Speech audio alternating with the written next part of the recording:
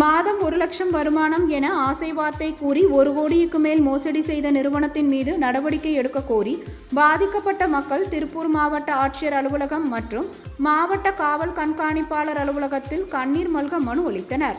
கோவை மாவட்டத்தை சேர்ந்த trans India corporate என்ற தனியார் MLM நிறுவனம் வீட்டில் இருந்தபடியே பகுதி நேர வேலை செய்து கை நிறைய சம்பாதிக்கலாம் என விளம்பரம் செய்ததை நம்பி பல்வேறு மாவட்டங்களை சேர்ந்த மக்கள் பலர் 1 லட்சம் வரை முதலீடு செய்துள்ளனர்.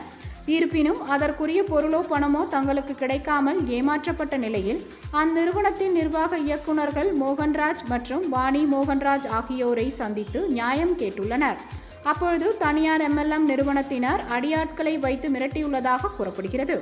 இதனால் மனமுடைந்த பாதிக்கப்பட்ட மக்கள் தங்களது பணத்தை மீட்டு தருவதோடு மோசடியில் ஈடுபட்ட நபர்கள் மீது நடவடிக்கை எடுக்க கூறி கண்ணீர் மல்க திருப்பூர் மாவட்ட ஆட்சியர் அலுவலகம் மற்றும் மாவட்ட காவல் கண்காணிப்பாளர் அலுவலகத்தில் மனு அளித்தனர்.